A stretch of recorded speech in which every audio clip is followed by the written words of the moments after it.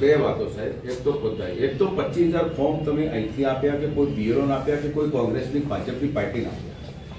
એના કોઈ CCTV camera હોય તો અમે કાગળ આપીએ તો તમે અમને 3 દિવસમાં સીસીટીવી કેમેરા આપજો.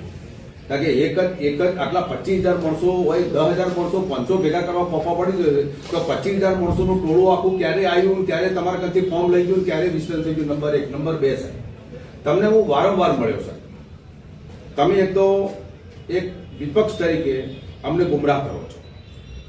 નહીં, બિલકુલ ગુમરાહ. તમે મને સ્ટેટમેન્ટ આપો છો.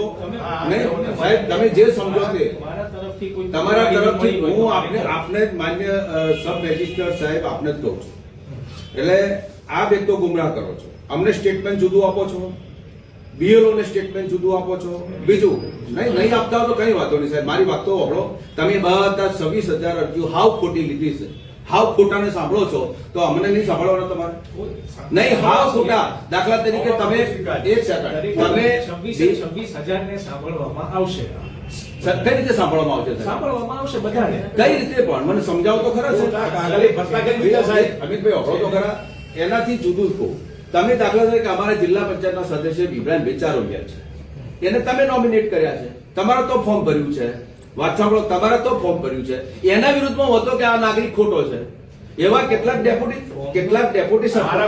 એવું સાહેબ, એવું કઈ રીતે ફોર્મનો નિર્ણય થાય પછી પણ કઈ રીતે તમે પોતે એક જવાબદાર વ્યક્તિ તરીકે કઈ રીતે ખોટું ફોર્મ છે? અચ્છા, જે બીએલઓ છે, મેં આપને ફોન કર્યો હતો, જે બીએલઓ છે જેને 1200 મતનું સર્વે કર્યું છે, તમને આપ્યું છે, એને તમે એને પગાર ગવર્મેન્ટ આપે છે, એને બીએલઓ ને તમે સન્માન કરો છો, એ બીએલઓ ને તમે નોટિસ આલો છો, વધો નાખે છે કો.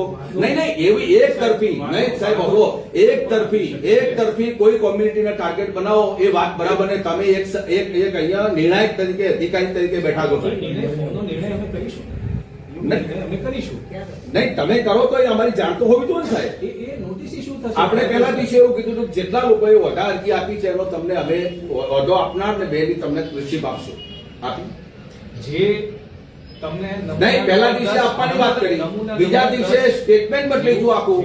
ગઈકાલે બીએલઓ ઉપર દમનગીરી ઉપાડી. બોલો જે હોય એક્સ વાય ઝેડ, હું કોઈનું નામ નથી લેતો સાહેબ, મારો કોઈ બીએલઓ અમારા કારણે હેરાન થાય અમારી ડાયરી નથી, અમારા કારણે તમે હેરાન થયો અમારી ડાયરી નહીં સાહેબ. આપણો અમારી ડાયરી તો એટલું બધું છે કે કોઈ એક કોમ્યુનિટીને અને આખા કેટલાક હું તમને રેકોર્ડિંગ બતાવું કે ભાઈ કોઈ ઓફિસમાંથી બેસીને નિર્ણય થયો છે, આપણો અમે કોઈ જાણતા નથી. આવા 50 એટલે હવે આ વાત કોઈ ફોન કર્યો તો પાછું એની પર ડિસ્ટ્રક્શન અપાઈ દેવામાં આવ્યું કે ભાઈ તમે આ માહિતી કોઈને આપશો ના. તો હવે જે સાહેબ ખોટું થયું છે હકીકત છે સાહેબ મારા, તો આપણે જરા એની પાછળ ગૌર કરીને નિર્ણય લેવો પડે સાહેબ. તમને કાયદો આપ્યો છે ને તાજવાના તોલ આપ્યા છે સાહેબ, એની ઉપર કુદરત છે. પછી 1 મહિના પહેલા પાટણની અંદર કલેક્ટરને આવું આવેદન આપ્યું. એમાં અમે સ્પષ્ટ લખ્યું હતું કે પાટણ માર્કેટયાર્ડની અંદર ભારતીય જનતા પાર્ટીના આ હોદ્દેદારોની બીએલઓની મિટિંગ થઈ અને એમાં એવું કહેવામાં આવ્યું કે ભાઈ જે મુસ્લિમ સમાજના હોય તો તમારે 150 થી 200 વોટ વધા, આ લેખિત આપેલું છે, તમારે આપવા. બરાબર.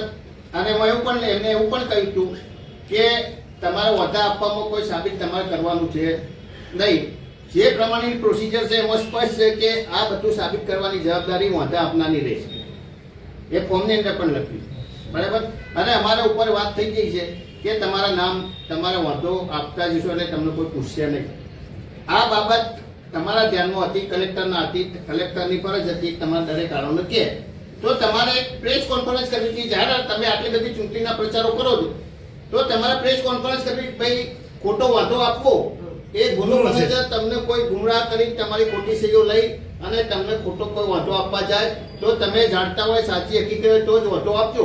તો આટલા બધા હોતા ના હોય લોકોને ખબર. આ તો આ જે રેકોર્ડિંગ છે મારા બેનનું, પર્ટિક્યુલર આટલા બધા વધા આયા હોય સાહેબ, 200-500 આયા તો કોઈ દલીલ નહીં સાહેબ. 1000-2000 જો શરૂઆતમાં સાહેબ 26,000 મત નીકળી ગયા, ચલો નીકળી ગયા, અમે કોઈ તમે કમ્પ્લેન કરી? સાચું હતું સાહેબ.